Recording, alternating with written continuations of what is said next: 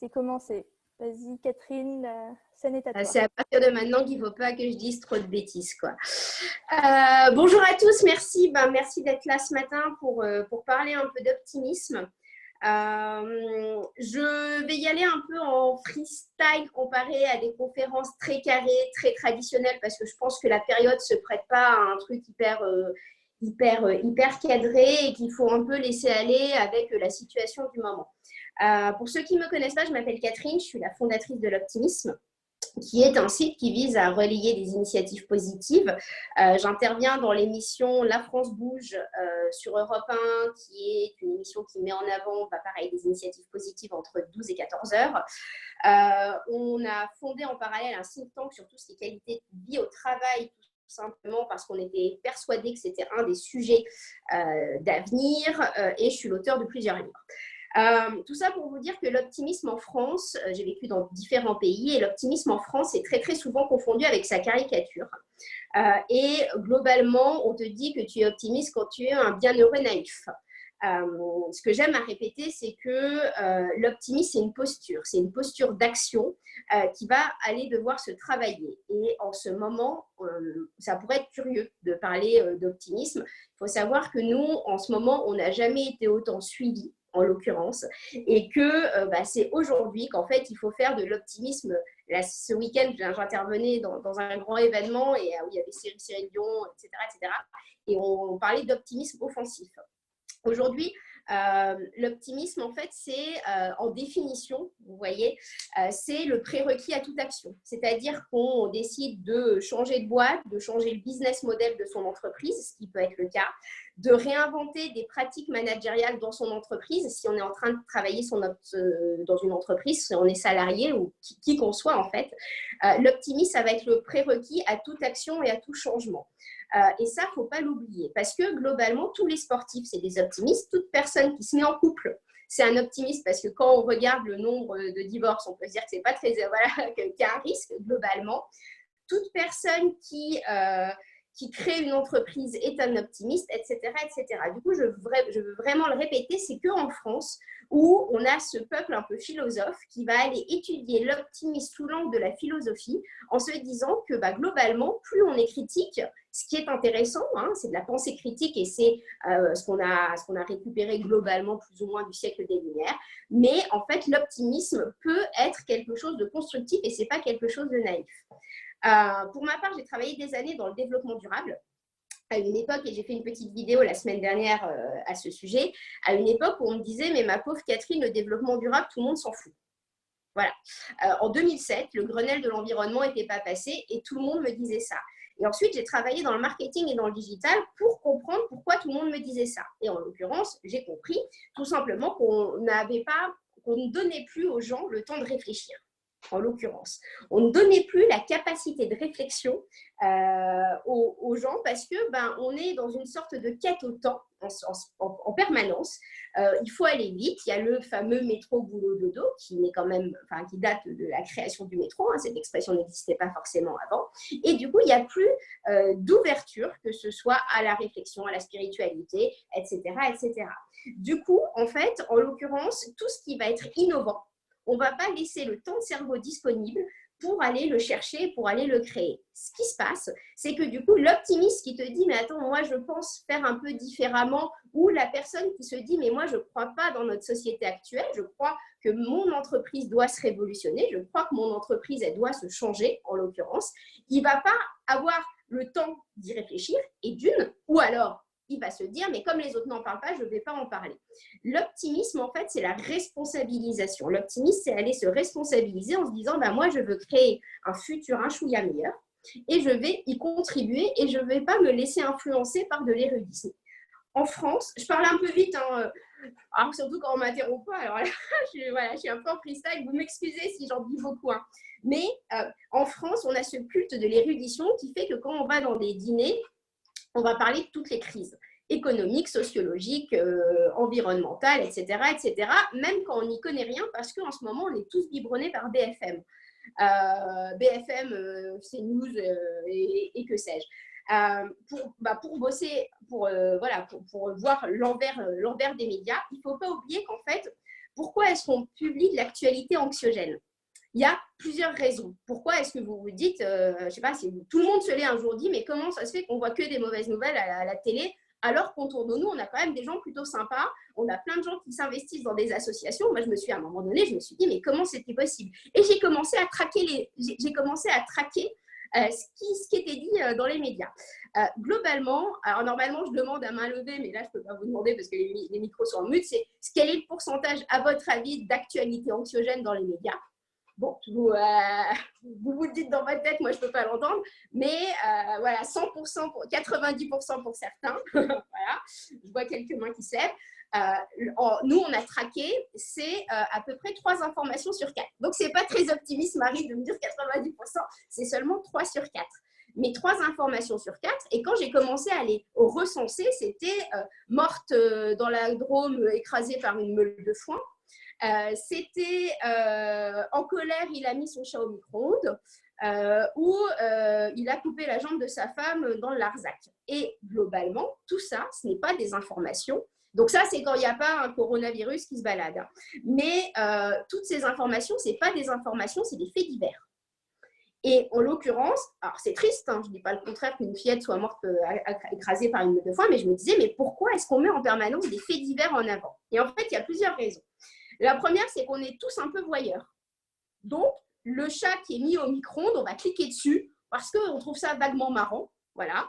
Et puis, c'est rigolo, on clique dessus. Et pire, on le transfère à ses collègues dans des boucles Teams, Slack, WhatsApp et j'en passe parce que c'est marrant tellement ça paraît être une ineptie que de mettre son chat au micro-ondes. Voilà. Donc, ça, c'est la première raison. La deuxième raison, donc, le côté, il y a pire ailleurs. Vous voyez, c'est comme ces émissions Vie ma vie qu'on regarde en se disant, bah, y a une nana qui a mis toute sa maison en rose fluo, voilà, et il y a un côté voyeur, on va aller regarder des trucs voilà, pour se rassurer un peu soi-même, voilà, côté voyeur de nous. Et troisième point, c'est qu'on est les mammifères. Alors, ça paraît bizarre de dire ça parce qu'on a la pensée, on a l'érudition, on a plein de choses, mais on est censé connaître les dangers potentiels autour de nous. Ce qui fait que notre instinct bestial de mammifère et de survie va aller cliquer sur ces informations en se disant il y a un danger potentiel parce que le mec, il a coupé la jambe de sa femme dans le Larzac. Mais il ne faut pas oublier, donc voilà, donc ça, c'est des raisons pour lesquelles notre instinct un peu va cliquer là-dessus. Et puis, quand on est dans une journée de boulot, on se dit que ça va un peu nous distraire d'aller regarder le chat au micro-ondes. Mais le problème là-dedans, c'est qu'en fait, plus on va cliquer là-dessus, même si c'est marrant, plus on va nous proposer ce genre de contenu. C'est-à-dire que pourquoi est-ce que ce qui se passe aujourd'hui, c'est qu'un média est financé par des annonceurs, donc par de la pub globalement, et que le but d'un média, c'est presque plus tant de nous informer que d'aller faire de la pub pour des annonceurs. Patrick Lelay avait dit ça, je pense, en 98, que globalement, le but de TF1, c'était de vendre de l'espace de cerveau disponible à coquin. Et un média, ça reste ça aujourd'hui. Alors, ce n'est pas de la faute des médias, c'est de la faute de la société globalement aujourd'hui. Et voilà, et on va pas tirer.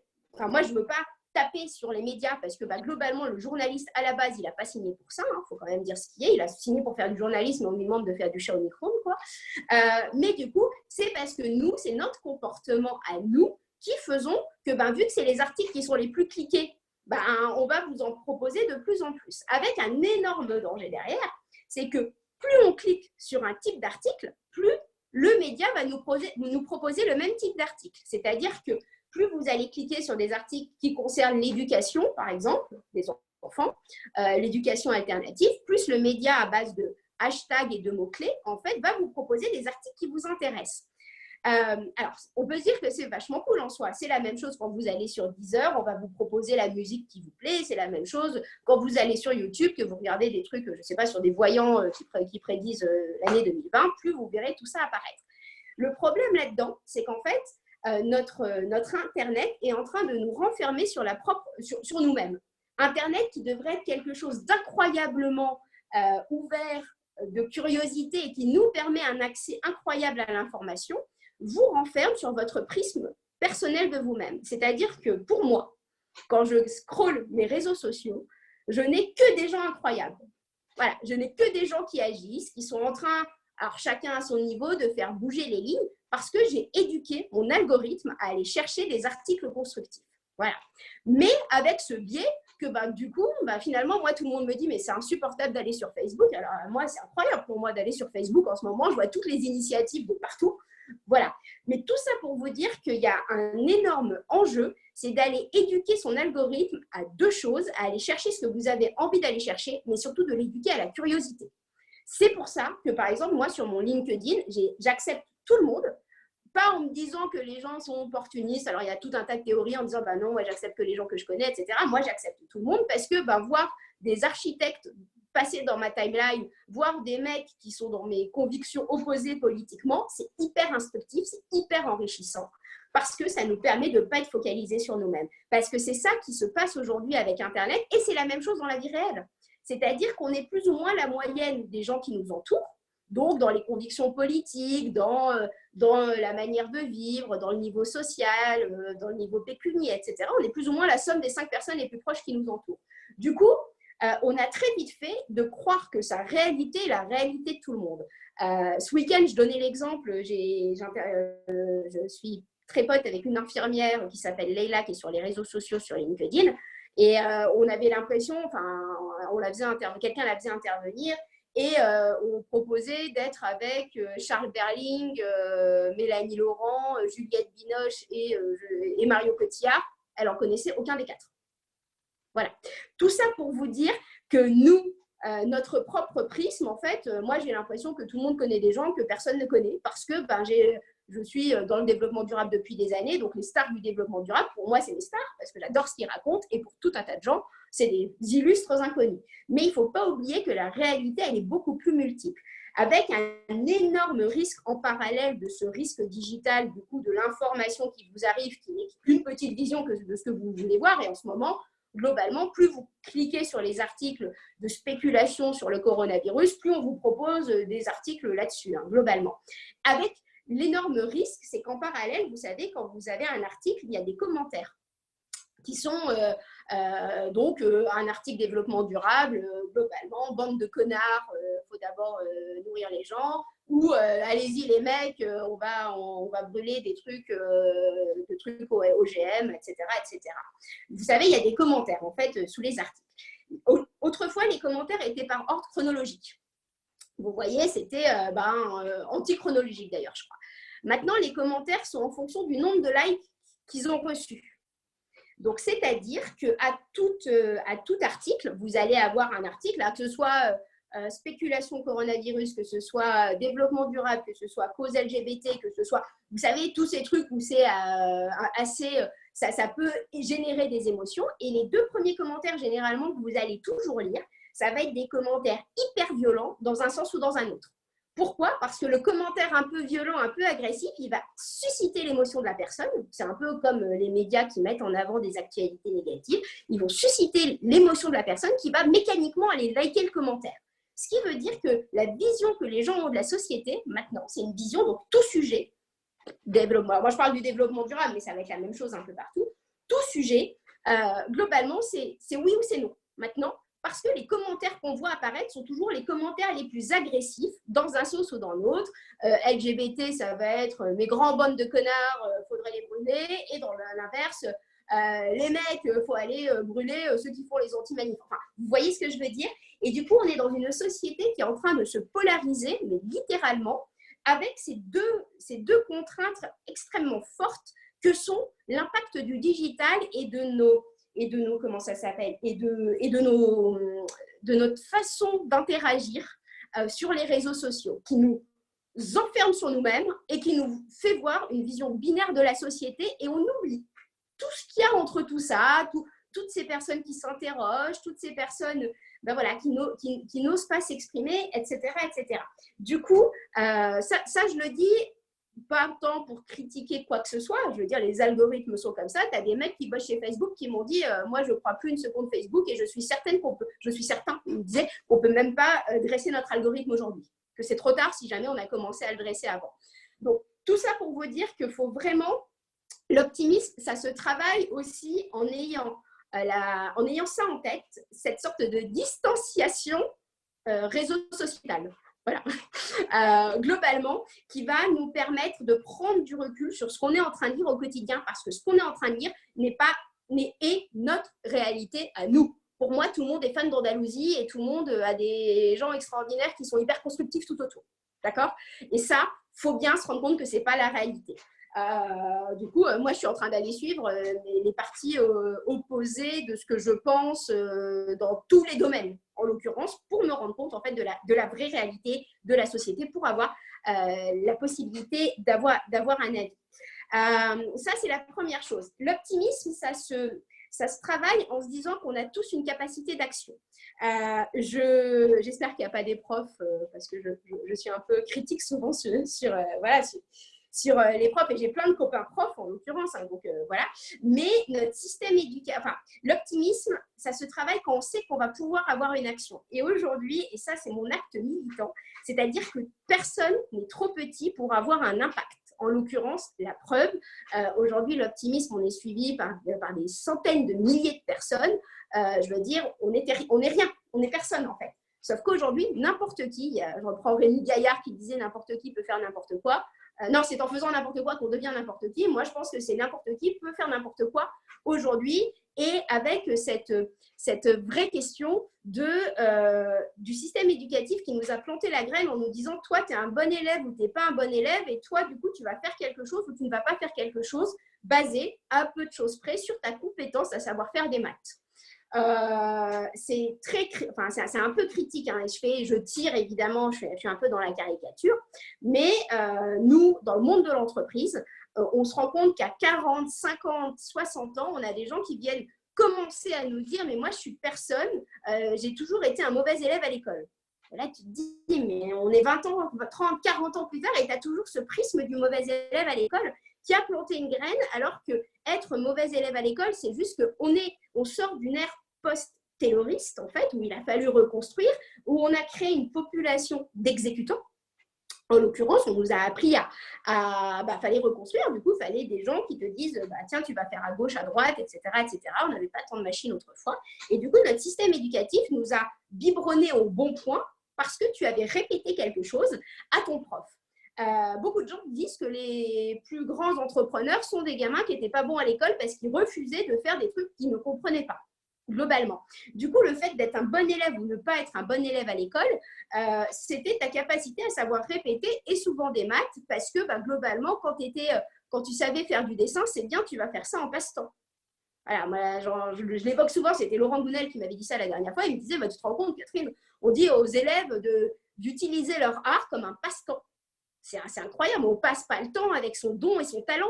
Et du coup, en parallèle, les mecs se croient pas doués parce qu'ils n'étaient pas capables de faire des maths quand ils étaient en CM2, quand ils étaient en CM1. Du coup, il faut absolument s'enlever cette casquette en se disant, moi, je ne suis pas grand-chose.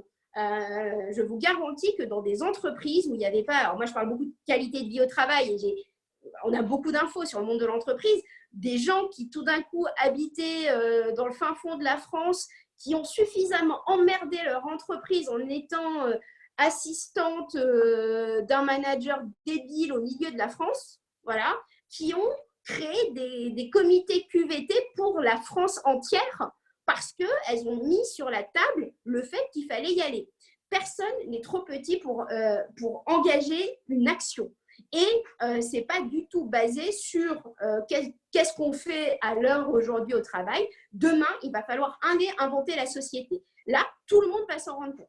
C'est-à-dire qu'on peut, avec un peu d'hypocrisie, se dire qu'on va retourner comme avant. Je me suis affolée du retourner comme avant il y a une semaine sur LinkedIn.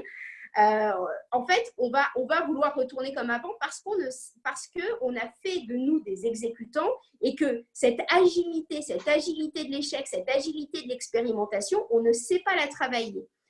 Souvent, on parle de la gestion de l'échec en disant aux États-Unis, ils savent beaucoup mieux gérer l'échec, etc. Alors déjà, on fait un grand trait. Les États-Unis, autant vous dire, New York, San Francisco, ça n'a rien à voir avec le Texas. Hein. Mais bon, en fait, le problème aussi, c'est qu'on est en permanence dans une société de l'évaluation à court terme. C'est-à-dire, vous allez au resto, vous notez votre resto. OK, vous avez aimé, vous n'avez pas aimé. Vous lisez un bouquin, vous allez noter le bouquin. Vous écoutez une chanson, vous allez noter la chanson. Vous allez au resort, vous allez noter le resort. Voilà, quoi que vous fassiez, globalement, on est dans cette évaluation à court terme. Et on oublie, mais qu'in fine, tes papilles gustatives, elles peuvent changer. Voilà, globalement. Moi, en étant auteur, des copains qui ont lu mon livre il y a 3 ans, l'ont relu 3 ans après en me disant je n'avais pas du tout compris la première fois. En fait, on est dans cette société du court terme en permanence qui fait qu'on n'ose pas tester parce qu'on va être évalué à court terme. D'ailleurs, en permanence, en management, on est dans le, vous savez, l'immédiate, on en parlait hier soir sur un autre live, dans le feedback immédiat. Je ne dis pas que ce soit pas bien. Par contre, on a une notion socio-culturelle du temps en France qui est très figée sur l'instant T. Aux US, alors je fais un peu le parallèle aux US parce que j'y ai vécu, donc j'ai quand même quelques éléments à donner. Aux US, il y a une humilité face au temps. C'est-à-dire que tu as suffisamment vu des petits machins qui gigotaient du côté de la Silicon Valley, des petits trucs qui s'appelaient Instagram. Moi, je me rappelle d'être avec le numéro 3 d'Instagram à San Francisco. Je n'avais jamais entendu parler d'Instagram. Quand ils faisaient des partenariats avec des Walmart, le mec, on l'écoutait, enfin Walmart l'écoutait, parce qu'il savait que lui, que Instagram, c'était un tout petit truc aujourd'hui. Par contre, que dans 5 ans, ça pouvait être un géant. Et vous voyez, nous, en France, on a une notion socio-culturelle du temps où le temps, il est figé. Alors, on se dit que parce que c'est comme ça aujourd'hui, demain, ça sera comme ça. Et en plus, on se dit parce que moi, j'étais comme ça hier, aujourd'hui, je suis comme ça et demain, ça sera la même chose. Mais attendez, en fait, il peut se passer plein de choses. C'est-à-dire que ton manager, il peut se barrer, que tout d'un coup, ton entreprise, elle peut complètement s'effondrer. Et que du coup, on va avoir besoin de l'intelligence de tout le monde. Et l'intelligence, ce n'est pas le truc qui a mesuré ta capacité à faire des maths quand tu étais gamin. C'est tous tes types d'intelligence. Et là, c'est incroyable. On est dans une période de créativité. Je ne sais pas si vous voyez toutes ces petites vidéos de gens mais qui ont des idées que je trouve incroyables, de parodies, etc. En fait, la créativité, c'est ce qui nous manquait. En fait, c'est pourquoi est-ce qu'on n'a pas réussi à faire de l'innovation en France. C'est parce qu'on a toujours tiré des fils en se disant c'est comme ça, alors on va tirer le fil du risque globalement et c'est comme ça qu'on va innover. Mais non, l'innovation, c'est aller s'exprimer pour aller inventer quelque chose qui n'existe pas. Et c'est pour ça qu'aujourd'hui, moi, je suis assez optimiste en me disant, de toute façon, les gens, on les a enfermés, on a changé leurs habitudes. Alors, avec plus ou moins de conséquences psychologiques, il faut quand même dire ce qui est. Tous ceux à qui on a dit, tu ne sers pas à grand-chose, tu n'es pas prioritaire. Toutes les industries qui sont devenues de facto moins prioritaires que les besoins en bouffe, en médicaments, en trucs, etc., etc. Et du coup, tous ces questionnements qui vont arriver dans la tête de tout le monde, on va se dire, mais en fait, il va falloir qu'on change des choses. Globalement, on a tout ce qui va se passer, c'est que là, toutes les entreprises, on avait dit à tout le monde, le télétravail, c'est pas possible. À juste titre, dans certaines banques, moi je me rappelle avoir bossé avec des banques sur la question du télétravail, on me disait, non, il y a des données personnelles. Punaise, là, en 2 jours, tout a été possible. Et la défiance vis-à-vis des entreprises, elle va être incroyable. C'est-à-dire, mais mec, ça fait 20 ans que je t'explique que moi j'ai envie ou 2 ans que je t'explique que j'ai envie de faire du télétravail, que tu me dis que non, que c'est pas possible, pour des trucs justifiés. Et là, en 2 jours, tout a été possible. Comment demain, tu vas aller justifier à ton salarié que non, tu ne veux pas qu'il fasse de télétravail alors qu'il vient de se rendre compte que c'était possible en 2 jours. On va rentrer dans un total changement de paradigme où tout va être à inventer, à réinventer. Et c'est pour ça que retourner comme avant, en fonction, alors évidemment, il y a les métiers du service qui sont le tertiaire, différents en fonction des industries, ça va être très différent. Il y a quelque chose qui va se passer aussi dans ce qui est en train d'arriver. Vous m'arrêtez si je pars un peu en live, parce que j'ai une capacité, j'ai une pensée en arborescence, du coup. Voilà, je vous livre des trucs, c'est des graines, vous prenez pas. Voilà. Mais tu m'arrêtes, Eugénie, si tu vois que ça commence à peser, si tu vois les têtes tomber, tu vois, au fil de l'eau. Non, t'inquiète pas. Alors, tu as une demi-heure, juste pour que tu saches. Je suis à une demi-heure, ok, quand je vous dis que je suis bavarde, c'est vraiment terrible. Et alors, mais il y a quand même quelque chose d'intéressant. Je plante des petites graines par rapport à l'optimisme. En fait, on va tous vivre dans une réalité différente. C'est-à-dire qu'en ce moment, en fonction de l'industrie dans laquelle on travaille, du secteur dans lequel on travaille. Moi, je fais plein de conférences dans des entreprises. Microsoft m'a envoyé un email la semaine dernière. Les événements physiques vont reprendre en juillet 2021. 2021. D'accord ?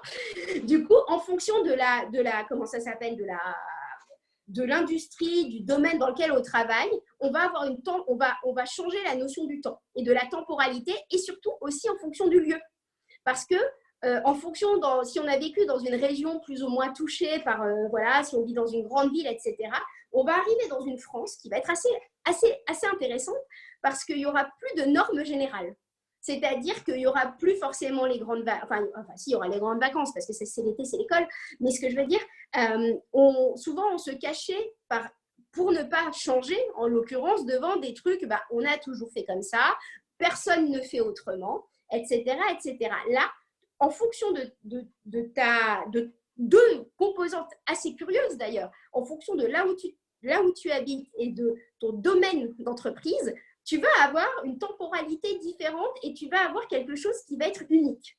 Donc chacun, presque, parce que c'est en fonction de toi, parce qu'effectivement, les commerciaux peut-être reprendront, les commerciaux d'une imprimerie, je parlais avec une imprimerie avant-hier, reprendront avant probablement que les imprimeurs, parce qu'il va falloir avoir vendu des trucs pour que des gens impriment. Du coup, on va tous arriver dans une sorte d'être un peu unique en fonction de ton métier, de ton industrie, de ta région, de ton implantation sur le territoire, avec en plus le fait que tu vas être plus marqué si tu as vécu dans une grande ville que quand tu es à la campagne, quoi. Et du coup, chacun on va revenir à cette question un peu d'unique et à cette question de plein de gens vont oser lever la main, et moi je commence déjà à le voir, hein. Enfin, je fais beaucoup de statistiques sur Instagram en l'occurrence, en demandant tous les matins aux gens comment ils vont, en demandant, voilà, en voyant un peu les évolutions. Les gens vont mieux maintenant qu'il y a un mois. C'est-à-dire que la réannonce du confinement a été beaucoup moins dure à encaisser. Donc moi, je ne le vois même pas en télé, je ne comprends pas. À chaque fois, je dis aux gens, bon, peut-être que j'ai une population effectivement plus optimiste, mais moi, je suis suivie par des vrais pessimistes, en fait, qui vont chercher. Du coup, normalement, ça doit plus ou moins s'étalonner de réalité de France. Et en plus, nous, dans notre population, on a des soignants, on a des profs, on est suivi à 51% par des mecs et à 49% par des nanas. Enfin, bon, vous voyez, on a tout un tas de statistiques qui sont vraiment très représentatif du territoire français. Et là, finalement, les gens sont en train de réfléchir. Je trouve ça incroyable. Les gens sont en train de réfléchir, on leur a donné du temps pour réfléchir, parce que même si tu es confiné avec tes enfants, et là, c'est vrai que c'est dur pour certaines familles, il faut quand même dire ce qui est. Ça commence à peser sur les cerveaux, surtout quand on est en petit appart, etc., etc. Mais quand bien même, tout le monde a revu en fait son prisme de vie. Alors, de façon positive ou de façon négative, ça on est d'accord, hein. Je crois qu'en Chine, ça a augmenté le poids des gens et le nombre de divorces, le confinement. Mais on a donné du temps de réflexion aux gens, on a changé le rythme de chacun.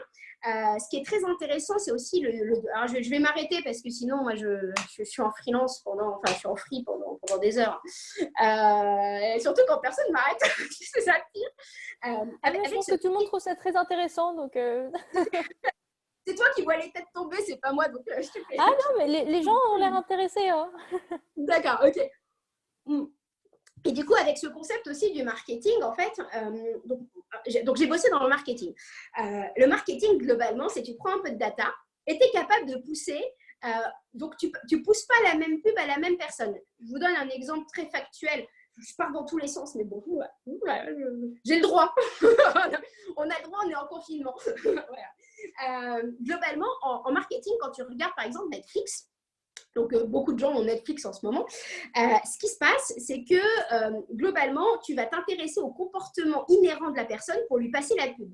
C'est-à-dire que Friends, admettons la série Friends que vous connaissez, ou Black Mirror, ou n'importe quelle série, par exemple, si tu as regardé avant une série sentimentale, tu as regardé un truc un peu cucu, ton affiche de Friends, ça va être un couple, donc ça va être Ross et Rachel. Si jamais avant, tu as regardé un truc avec des ados, avec un groupe d'ados, l'affiche de Friends qu'on va te proposer, ça va être tout le groupe sur l'affiche. En fait, aujourd'hui, le marketing, ça s'intéresse, est tellement comportemental, en fait, on vous connaît tellement bien qu'on va vous proposer l'affiche qui vous va bien, même si c'est pour vous proposer le même produit. C'est comme ça que des séries d'ados, là, alors moi que je n'ai pas regardé, mais 100 ou des choses comme ça, c'est comme ça que des mecs qui regardaient des films d'horreur se sont mis à regarder une série pour ados, parce que, on leur a proposé la fiche film d'horreur, en l'occurrence. Et à l'ado, on leur a proposé la fiche ado. Tout ça pour vous dire que vraiment le marketing, et il y a sûrement des gens qui bossent dans le marketing parmi vous, etc., c'est de l'hyper-adaptation. Plus ça va, plus on a de la data. Aujourd'hui, je ne sais pas si c'est encore le cas, et c'est peut-être qu'une fois que tout le monde rentre dans la brèche, c'est plus le cas, mais on était capable de vous envoyer la pub au moment où vous décimloquiez votre téléphone. C'est-à-dire que des marques avaient des partenariats avec Free, Bouygues, etc., pour savoir quand est-ce que ça se remettait à capter le réseau, etc., etc. Quand tu n'es pas dans le marketing, tu n'imagines pas tout ce que tu peux faire quand tu es dans le marketing. Mais tout ça pour vous dire que tous ces besoins qu'on vous crée, là, il y a quelque chose d'hyper intéressant. On est tous enfermés. Vous voyez, moi, j'ai la blinde de bouquins derrière. Je vois des placards autour de vous, etc. Le truc, c'est rempli de machins. Et là, tu te rends compte tout d'un coup que ce qui te manque, c'est le fait d'aller dehors, c'est le fait de faire un hug à tes copains, de revoir ta famille, de savoir… En fait, on est en train de revenir à l'essentiel. En fait, on est en train de remettre l'essentiel dans l'existentiel. Comment demain, moi, ça commence à m'ulcérer toutes les pubs de marques. Et je comprends qu'elles aient besoin de bosser les marques. Hein. C'est pas un problème. Hein. Mais là, toutes ces pubs de marques que je reçois pour tout un tas de trucs, Uber Eats, etc., qui est capable de savoir ceux qui se sont déplacés d'ailleurs. Hein, au demeurant, la data d'Uber, je ne vous en parle même pas dans le bordel. Mais tout ça pour vous dire que toutes ces… tout va devoir se réinventer. C'est-à-dire que demain, on ne va pas pouvoir globalement faire comme avant. Je comprends qu'on a envie de faire comme avant. Par contre, il va aller falloir beaucoup d'optimisme parce que, et je vais peut-être finir là-dessus parce que sinon, voilà, sinon je pars pendant des heures. En fait, on a besoin de l'intelligence de tout le monde. C'est-à-dire que demain, la société, avant-hier, quelqu'un m'a dit, et ça m'a, mais quand je vous dis que ça m'a ulcéré, quelqu'un m'a dit, tu vois, les infirmières, elles pensent les plaies, et nous, il faut qu'on pense pour qu'il n'y ait plus de plaies. Donc, la différence du penser avec un A versus un E. Et je me suis dit, mais comment est-ce que, mec, tu peux me dire ça, toi qui es censé être un prospectiviste en train d'inventer l'avenir, de détériorer parce que quelqu'un n'a pas fait les mêmes études que toi, et je m'en contrecarre de tes études, comment tu peux faire cette erreur de jugement de penser ça? Et en fait, demain, il va aller falloir avoir de l'intelligence collective. Parce que notre société, globalement, l'infirmière, elle a mis la pâtée à tout le monde en disant, les mecs, moi, vous êtes bien mignons, vous n'êtes pas sur le terrain, vous ne comprenez pas ce qui se passe. Voilà. Et vous êtes en train de me le théoriser. Vous ne le comprenez pas, j'ai autre chose à foutre. Voilà. Et ce qui se passe, c'est que demain, notre société, elle va devoir s'inventer avec tout le monde. Et je cite souvent Émile Servan-Schreiber, qui dit que le QI d'un groupe est supérieur à la somme des QI, est supérieur au QI le plus intelligent du groupe. C'est-à-dire, et ça j'aime bien pour revaloriser les talents de chacun, moi je trouve ça incroyable, il t'explique qu'en fait tu peux mettre une armée de génies ensemble, vraiment tu peux mettre les mecs les plus intelligents au QI les plus forts, si jamais ils ne sont pas capables d'échanger ensemble, je veux dire, tu mets une armée de gens qui n'a pas le même QI, mais qui a tout un tas d'autres QI, quotient émotionnel, etc., ils seront beaucoup plus intelligents qu'une armée de génies qui ne parlent pas. Et ça, c'est hyper intéressant parce que le QI d'un groupe, et c'est pour ça, il est fonction de la diversité du groupe. C'est-à-dire que plus votre groupe, il a des gens qui n'ont pas les mêmes positions politiques, ils ont des gens qui n'ont pas les mêmes vies sociales, ils ont des gens qui n'habitent pas dans le même territoire, ils ont des gens qui n'ont pas les mêmes appétences, etc., plus ton groupe devient intelligent. Et en plus, ton intelligence du groupe, et c'est là que le quotient émotionnel rentre en jeu. Vous savez, toute cette empathie qu'on a mis un peu de côté en disant c'est pas très intéressant ce machin. En fait, en l'occurrence, le QI d'un groupe est fonction du quotient émotionnel des gens, de leur capacité à écouter l'autre, de leur capacité à entendre l'autre et fonction de la mixité. Donc, un groupe qui a des nanas est plus intelligent. Et bien, vous voyez, ces trois trucs qui sont des trucs vraiment très théorisés. C'est théorisé par le MIT. Et c'était marrant parce que quand Émile Servan-Schreiber, on échangeait ensemble, il me disait, bah, tu vois, j'ai réussi à intéresser des ingénieurs parce que j'ai modélisé un truc où ils ont compris que c'était un modèle mathématique qui prenez en compte l'intelligence émotionnelle des gens. Et ça, c'est hyper intéressant pour le monde de l'entreprise de demain. Plus on va aller l'expliquer, plus on va aller l'exprimer, plus on va expliquer aux gens, mais arrêtez de juger parce que votre jugement est fonction de votre propre prisme. En plus, c'est pour ça, vous voyez, je reboucle avec le début de ma conférence, donc c'est pas si décousu. En fait, plus on va expliquer aux gens que, et moi c'est comme ça, moi je papote avec des patrons en leur disant, tu t'en rends bien compte que ton truc c'est ton, voilà, et je tutoie tout le monde, voilà. Mais pour leur dire, en fait, toi, moi, pareil, moi connaissance que toi, hein, pas de problème, mais par contre, moi, connaissance autre, en fait. Et globalement, plus vous allez l'expliquer aux gens, plus vous allez leur dire tu es le fruit de ton propre prisme. Si tu veux qu'on invente la société de demain, et même si ton but c'est de faire du pognon, tu as plein de gens, effectivement, pour le moment, ils sont drivés par le pognon. Peut-être qu'à la sortie du confinement, ils comprendront que globalement, on les a fait avoir la plus grosse voiture avec cette adaptation, l'adaptation hédonique. Je ne sais pas si ça vous parle, c'est cette adaptation. En fait, globalement, quand tu es étudiant, tu es content d'avoir ta chambre d'étudiant. Non, d'abord, tu es content d'avoir ta chambre tout seul avec tes frères et sœurs, puis tu es content d'avoir ta chambre d'étudiant, puis il te faut un F1, F2, F3, F5.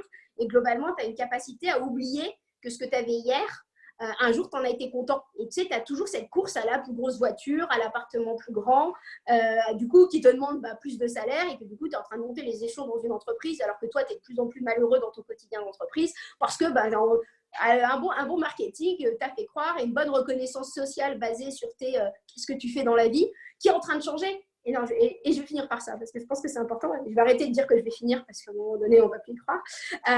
On est dans une société où, pendant très longtemps, être cadre financier à la défense, c'était une bosse dans une banque, c'est le banquier, quoi.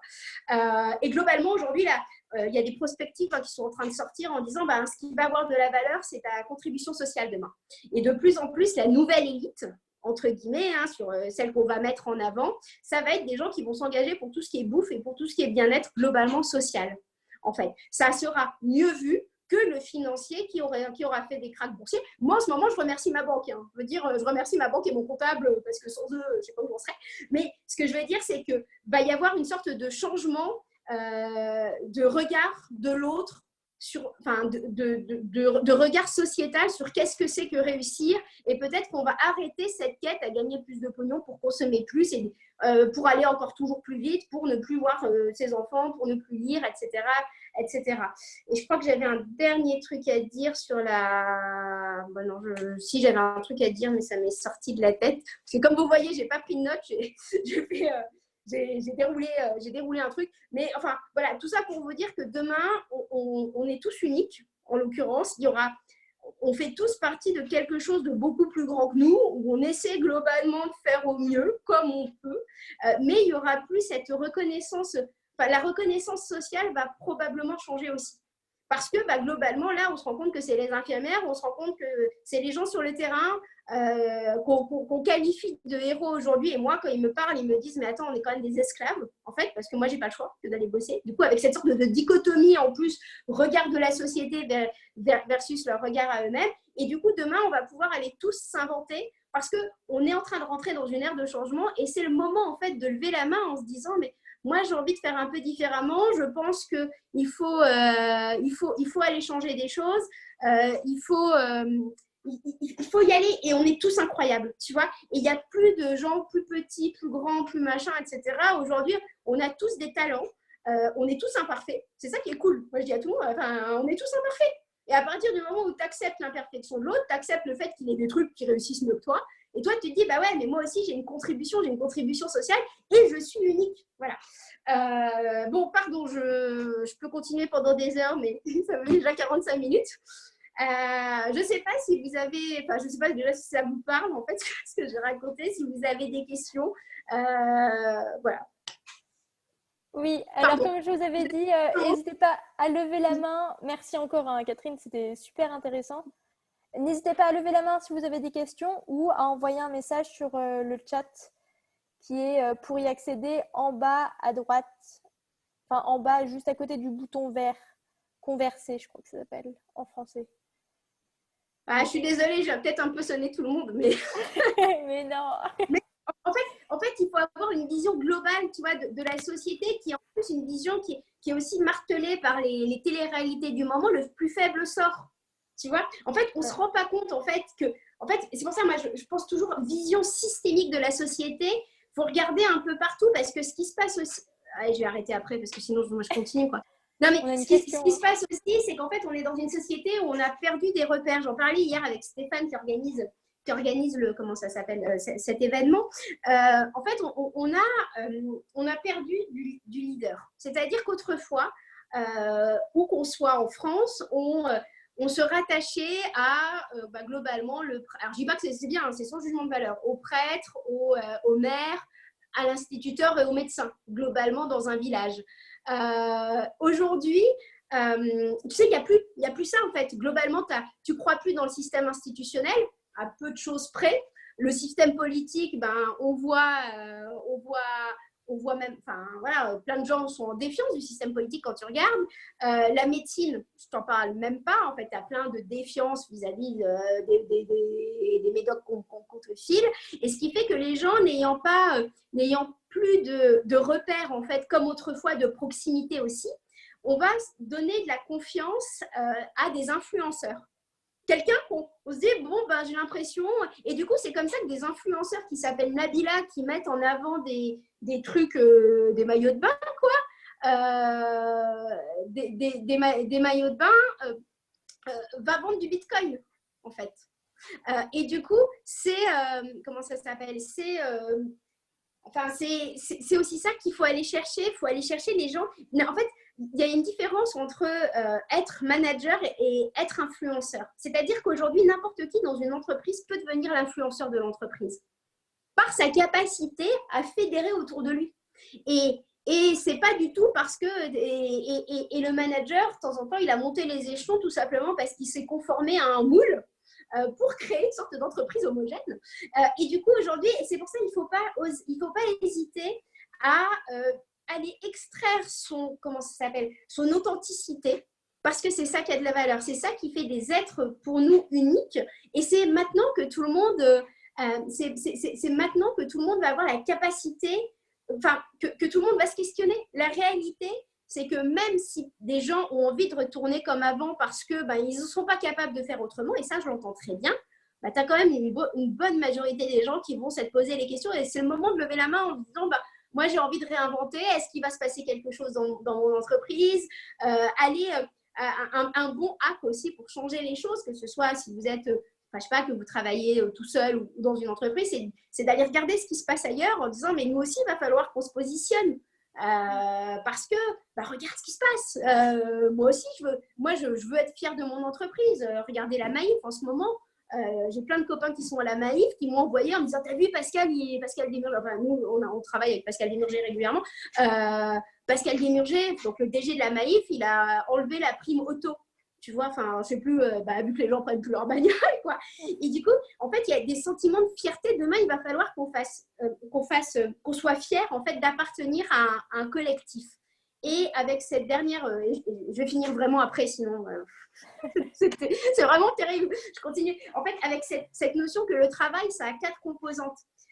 La première, c'est de faire gagner du pognon. Parce que, le but, c'est de bouffer, et voilà, et c'est non opposable. Mais ta deuxième composante, c'est le fait d'améliorer tes capacités. C'est-à-dire d'apprendre en fait en permanence, de te rendre compte que tu es capable de sortir de ta zone de confort, tu es capable, au bout de 2 ans, tu fais mieux que le premier jour de ton arrivée dans la boîte, etc. Donc, ta deuxième composante, c'est le fait de grandir. La troisième composante, c'est ta capacité sociale, en fait. Le fait d'avoir des collègues. En l'occurrence, tu as des collègues, tu as, comment ça s'appelle, du coup, tu rencontres des gens. Et ça, c'est important dans la vie de voir des gens. Et ta quatrième capacité, la quatrième composante, c'est le fait d'avoir une contribution sociétale. C'est pour ça que finalement, l'association est assez intéressante quand tu es chercheur d'emploi, parce que finalement, tu gagnes pas les sous, ce qui est dommageable, je ne dis pas le contraire. Par contre, sur les 3 autres points, tu les grandis, en l'occurrence. Tu les fais grandir. Et c'est pour ça qu'en fait, avant de quitter un job, avant de, de tout remettre en cause, il faut aller aussi chercher, finalement, si ça ne fait que te donner de l'argent et avoir des collègues sympas, les 2 autres trucs, tu peux les trouver dans un autre bout de ta vie, et l'autre bout de ta vie, c'est peut-être juste aider tes voisins, quoi. Donc, c'est aussi ça qu'il faut aller chercher, de ne pas rejeter en bloc tout ce qui se passe, mais d'aller chercher les composantes, en fait, de ce qu'on veut faire demain. Ne crains-tu pas qu'elle fasse la sourde oreille de manière collective? Pour répondre à David, en fait, ce qui se passe, c'est que tout va dépendre de l'expression de chacun. C'est-à-dire qu'on est quand même dans un siècle où, comme on a minimisé les talents des gens, on leur a dit t'es pas grand-chose, les gens n'osent pas s'exprimer. On est dans une société aussi où à l'école on n'apprend pas à s'exprimer. On est dans une société où les nanas s'expriment aussi un peu moins. Voilà. Et du coup, ce qui se passe, c'est que les salariés, en tout cas en France, outre les syndicats, qui eux montent au créneau de façon agressive, les salariés en individuel n'osent pas s'exprimer. Et en fait, les entreprises, elles ne sont qu'une somme de salariés. C'est pour ça que moi, quand on bosse dans la qualité de vie au travail, on se rend compte qu'il y a plein de gens qui n'osent même pas le dire. Moi, j'ai des gens qui me disent, Catherine, je n'ose pas liker tes posts de peur que mon manager me trouve trop décentré de la réalité de mon entreprise.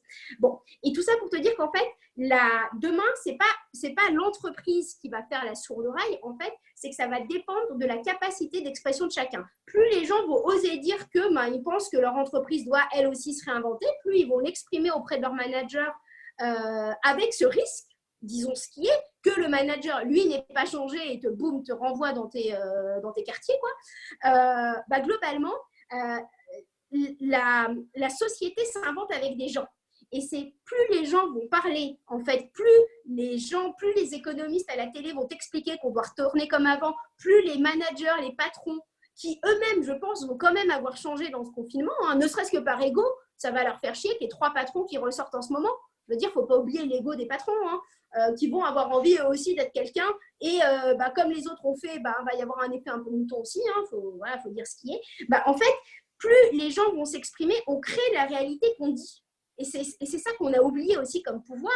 Donc, c'est-à-dire que quand tu as un économiste qui t'explique, parce que des économistes qui pensent un monde différent, vous écoutez Gaël Giraud, vous en écoutez, tu en as plein qui proposent des nouvelles, qui proposent des nouvelles façons de faire. Plus tu as, en fait, ça va dépendre de la capacité d'expression de chacun. Globalement, plus on va l'exprimer, plus ça va devenir une réalité. Sinon, des théoriciens vont dire on va refaire comme avant.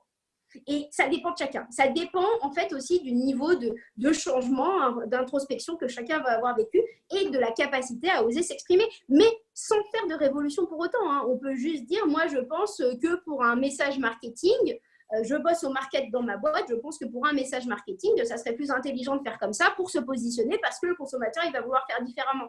Il faut pas oublier que le consommateur, là, on est en train de rentrer dans une ère de décroissance.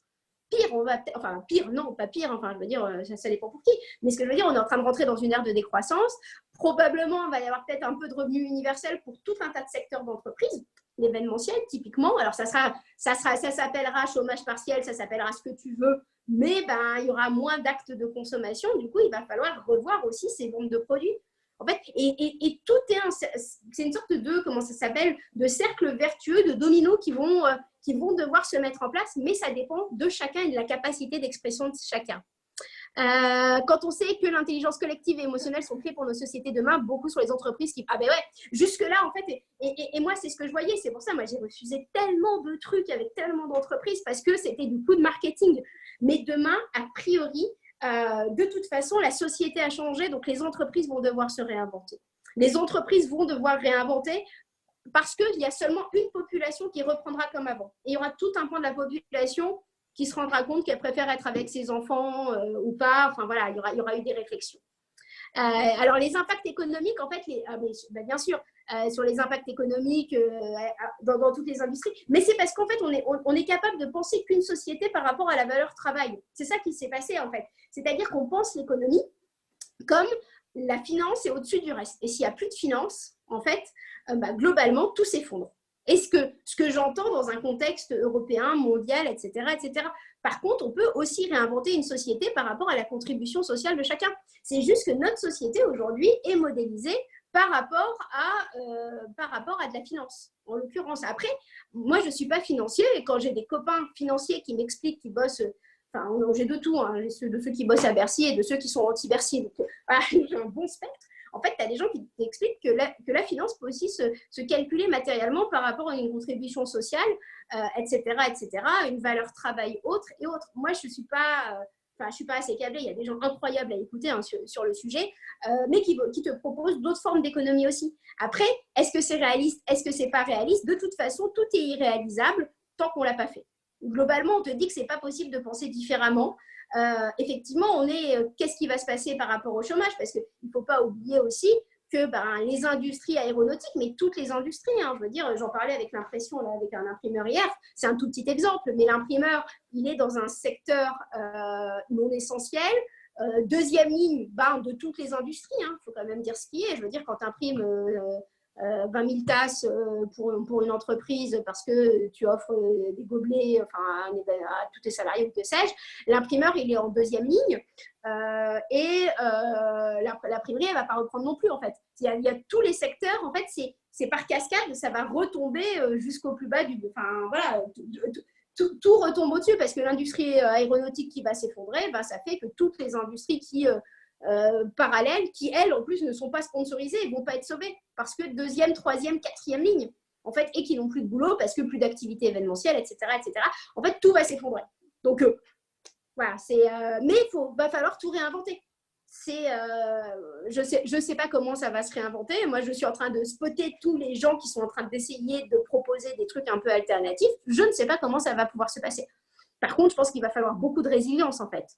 Voilà, il va falloir beaucoup d'abnégation, d'accepter aussi de nouvelles règles, de nouvelles contraintes, mais ouais, tout va changer. Et je veux dire, c'est là où on vise quelques secteurs, mais en fait, c'est eux qui financent tous les autres. Il ne faut pas oublier que c'est les grosses boîtes, souvent, qui sont les commanditaires de toutes les petites. Donc, ça va être des répercussions. Donc, c'est pour ça, est-ce qu'on va arriver à un truc de revenu universel au moins pendant un temps? Est-ce qu'on va... Il y a plein de mécanismes qui sont déjà proposés, qui sont en place dans d'autres pays. Est-ce que ça va arriver ou pas? Voilà, moi, je ne suis pas économiste et je n'ai même pas de conviction là-dessus parce que je ne me sens pas capable, en fait, d'en avoir une. Bon, voilà. Après, ce en quoi je crois, c'est qu'en fait, ce qui est important, c'est que les gens se sentent bien, en fait. Et que les gens s'individualisent, mais pas dans le sens égoïste du terme, mais dans le sens je suis moi et je me mets à contribution de plus grand que moi. Et le plus grand que moi, c'est la société avec un grand S. Donc, je travaille dans une société avec un petit s pour la société avec un grand S. Et c'est parce que moi, j'aurais exprimé qui je suis que je vais servir demain. Et des jobs, on pourra peut-être en faire plein parce qu'il y aura toutes les relocalisations aussi probablement. J'imagine qu'on va ouvrir tout un tas, on va réouvrir tout un tas de filières, probablement aussi en France. En fait, tout va se réinventer en fait. Et de toute façon, l'optimisme, c'est se dire qu'on va en faire partie, qu'on a des talents, qu'on va être capable de faire partie de la suite en fait. Et qu'on va être capable de se mettre à contribution de quelque chose qu'on ne connaît pas, que personne ne connaît, mais c'est certain que ça va changer. Je veux dire, on va produire probablement moins d'avions, plus de masques et plus de carottes, quoi. Enfin, voilà. Et c'est de toute façon, l'optimisme, c'est ne pas s'y opposer. Parce que de toute façon, c'est non opposable. C'est fini. Je veux dire, c'est sûr, les gens ne vont pas voyager. On ne sait même pas si on va pouvoir changer de région cet été. Enfin, peut-être. Enfin, j'en ai foutument aucune idée. Mais voilà, ce que je veux dire, c'est que faut accepter ce qui est. Voilà, c'est fait, c'est accepté. Ça sert à rien de se dire, bon, on va revenir, comment est-ce qu'on va faire, etc. Bon. Et faut aller réinventer. Il y aura plein d'opportunités. Je veux dire, faut que tout le monde se mette à planter des choux, des carottes, quoi. Enfin, des opportunités, il y en aura forcément, en l'occurrence. Mais elles seront probablement pas celles d'hier. Voilà. Il faut l'accepter parce que et se dire aussi qu'on est tous dans le même panier. Vraiment, enfin, alors, pas tous dans le même panier socialement parlant, parce qu'effectivement, quand nous, on est suivis par les mecs à Sarcelles qui nous racontent ce que c'est. Donc, voilà, on sait, enfin, je veux dire, on a une très, très bonne vision de la réalité du terrain. C'est-à-dire, on voit la solitude des gens en ce moment, qui est la solitude aussi un peu de tout le monde. C'est ça qui est très curieux, c'est que l'oppression du lieu est différente en fonction de chacun. Voilà, qu'on soit en Normandie ou pas, enfin, c'est pas la même chose. Par contre, la solitude, c'est oh là là, qu'est-ce que je fais de ma vie? Voilà, globalement, et oh mon Dieu, qu'est-ce qui va se passer demain? Est-ce que je vais perdre mon emploi ou pas? Moi, je suis à la tête d'une entreprise, j'ai 5 salariés. Voilà, et tout le monde en est très conscient. Qu'est-ce que ça va être demain? Aucune idée. Voilà, aucune idée, mais vraiment aucune idée. Mais à quoi bon me tarabiscoter les intestins en ce moment? Plutôt que de créer la suite, plutôt que d'essayer au moins à un instant T d'avoir un impact. Et voilà, enfin, il y a ceux qui se mettent à coudre des masques et il y a les gens qui continuent à faire de l'optimisme. Voilà. Merci beaucoup, Catherine. Super intéressant. J'avais vu une question de Valérie, on va peut-être finir sur ça. Tu avais levé la main, Valérie, non? Oui. Alors, je Ah, on te n'entend pas. démute. On n'entend Attends. pas. Oui, C'est c'est bon. bon, on t'entend. On m'entend? Oui. Oui. D'abord, merci. C'est passionnant. Ça pourrait durer toute la journée. Je pense que je suis pas la seule. C'est vraiment génial. On a tellement besoin de messages comme ça. Et vous mettez en mots facilement ce que beaucoup de gens en pensent. En tout cas, moi, je pense ça, mais c'est J'ai extrêmement riche. osé. Ouais, faut oser. Voilà, c'est ça. Une question très pratique. Vous avez parlé donc de vous, c'est l'optimisme. Comment on vous rejoint? Comment on vous suit en dehors Alors, de LinkedIn pour réseaux sociaux sur LinkedIn, Instagram, Facebook. Twitter, je suis un peu naze. Voilà. On peut nous suivre comme ça. L'optimisme.com, c'est le média, c'est le support. On organise régulièrement plein de trucs gratuits dans le Facebook en ce moment. Donc, que ce soit des méditations, qu'on fait intervenir des gens. Nous, notre but aujourd'hui, avec l'optimisme.com, donc c'est l'optimisme.com et l'optimisme.pro, volet entreprise. Nous, notre but, c'est de devenir de plus en plus plateforme, en fait. C'est-à-dire qu'on a de l'audience maintenant.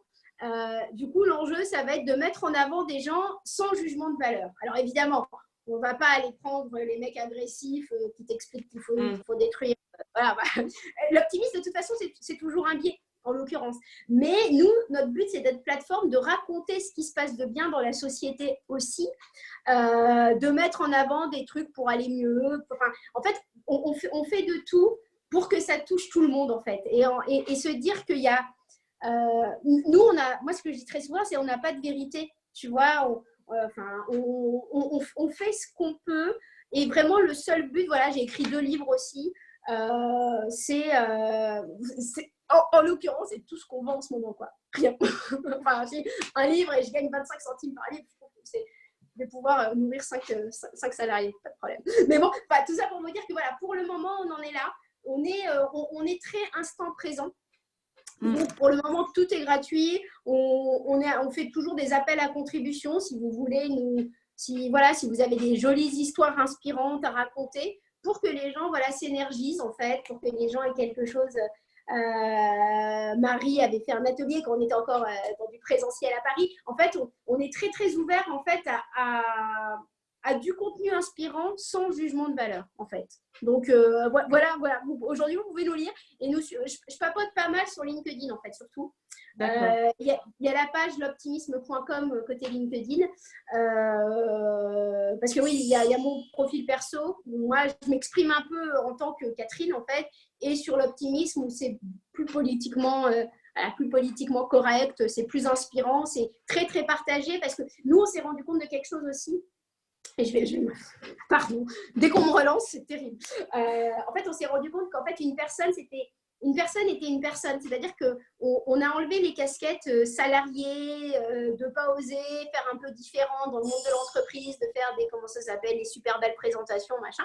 Nous, on fait du léger, du ludique, mais c'est pas parce que, c'était Mika qui disait ça, c'est pas parce que le contenant est léger et sympa que le message n'est pas profond, en fait. Et notre peuple de philosophes un peu intello a oublié ça, qu'en fait, tu peux, de façon très, très sympa, passer des vrais messages et de façon ludique, légère, qui font du bien aux gens. Et déjà, on se dit, si on fait du bien à une personne dans la journée, c'est déjà pas mal, quoi. Et c'est pour ça, il n'y a pas de petites actions aussi. J'ai aussi des gens qui culpabilisent. Moi, la dernière fois, je suis allée voir une pote que je n'avais pas vue depuis 5 ans, mon ancienne collègue, vraiment très, très proche, et qui me disait ça me culpabilise tellement de voir tout ce que tu fais et que moi, je suis que ça, en train de bosse dans une entreprise où elle vend des trucs. Bon, bref. Elle me disait, mais je lui disais, mais ouais, mais tu vois, si je ne t'avais pas rencontré, je n'en serais pas là aujourd'hui. Du coup, il ne faut pas oublier qu'il n'y a pas que ce qu'on fait dans la vie qui compte, il y a qui on est. Et je lui ai dit, mais tu ne serais pas passé dans ma vie, moi, je n'aurais pas fait l'optimisme parce que tu as fait partie, tu as planté des graines il y a 6 ans dans ma pensée en comprenant ce que je te racontais à l'époque. Et oui, pour le moment, tu es en train de vendre un produit dégueulasse à des gens qui n'en ont pas besoin. Mais qui tu es, c'est vachement important parce que tu fais grandir les gens autour de toi. Donc, il n'y a pas seulement le faire qui importe, il y a aussi qui on est, qui est incroyablement… qui est incroyablement beau aussi. Et il ne faut pas se culpabiliser de ne faire que ça. Moi, il y a plein de gens qui me disent, mais je ne suis que ça. Enfin, je ne fais que ça. Ouais, mais attends, t'es incroyable, toi. Donc, c'est déjà énorme. Donc, voilà. Merci. Je n'ai pas répondu à la question, j'ai fait une digression. C'est terrible. C'est terrible. Alors, merci beaucoup, Catherine. Alors, on a mis les liens sur le chat avec David et Stéphane, donc n'hésitez pas à cliquer dessus. C'est tous les liens dont Catherine parlait. Dans les recommandations livres, je vous conseille, si vous voulez tout le monde me demande mes recommandations livres, alors vous ne me l'avez pas demandé, je vous l'ai dit quand même. Il y a L'entreprise du 21e siècle sera politique ou ne sera plus, de Pascal Desmurger, qui est le DG de la Maïf, qui donne un peu le goût de ce que peut être une entreprise demain. Voilà, j'aime beaucoup. Il y a Super Collectif, je vous ai cité, en fait, je vous donne les bouquins que j'ai cités avant. Et Super Collectif de Émile Servan-Schreiber sur ce fameux QI d'un groupe qui est supérieur à la somme des QI, enfin à la moyenne, au mec le plus intelligent du groupe. Voilà, j'aime bien les données parce que comme je les mentionne, je trouve ça pertinent de les donner. J'aime bien aussi, comme j'ai un peu mentionné l'éducation, François Tadei, Apprendre au 21e siècle. Voilà. Alors, et puis les deux bouquins. On a une question de Claire qui demande, est-ce que tu as une conférence de ce type que l'on peut partager sur les réseaux sociaux, Catherine, à tout hasard? Alors déjà, celle-là, on la mettra en ligne, donc vous pourrez la partager si vous voulez. J'ai fait une petite vidéo avant-hier sur LinkedIn qui dure 7 minutes. Où je reprends un peu ça. En fait, j'aime pas trop publier les vidéos, parce que je change en fait. Le truc, c'est que là, je vous ai fait un freestyle. Je vous ai pas fait une conférence. Je fais beaucoup de conférences en entreprise. Je fais un peu du plus politiquement aussi correct parce que voilà, ça dépend si le but c'est de faire en sorte que les gens créent derrière des nouveaux produits, des trucs comme ça. Enfin, du coup, je vais voilà, en fonction, je fais un peu plus ou un peu moins. J'ai pas de conférence, vous pouvez partager ça, en l'occurrence. Sinon, j'ai la vidéo que j'ai mise sur... j'en ai mis une sur YouTube, je pourrais essayer de la retrouver. Elle dure que 7 minutes, mais elle reprend finalement quelques grands piliers qui suffisent à planter des graines. Et ça dure que 7 minutes, ça dure pas 1 heure, 1h06 de... Je continue à parler parce que personne m'a s'est arrêté. Du coup, il faudrait que tu la regardes, du coup, Eugénie, sur la page. C'est celle que tu as fait il y a 3 jours, Catherine Testa, sur l'optimisme? C'est ça. Okay. Elle est sur YouTube aussi, mais comme on n'a pas... Je fais jamais rien sur YouTube, mais elle est sur YouTube, ça serait peut-être plus facile, la vidéo YouTube aussi. J'ai la même sur YouTube. Mais c'était une première, en fait, le truc, c'est que j'étais pas du tout friande de caméra. Et puis, je veux dire, quand tu es auteur, c'est qu'il y a quand même une raison, quoi. Mais du coup, ça, je trouve que c'est pas mal parce que c'est 5 minutes et en 5 minutes, poum, ça, voilà, c'est pas 1 heure de digression.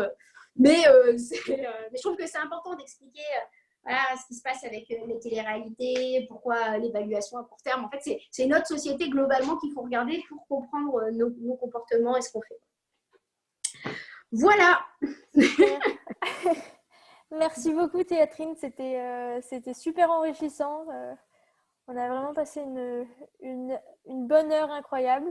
J'espère qu'en tout cas, ça aura planté des graines. Voilà, c'est l'enjeu, c'est de dire, voilà, c'est pas une vérité absolue. De toute façon, moi, j'ai aucune idée. Je pense que je peux la refaire dans un mois. Je vais peut-être pas raconter la même chose.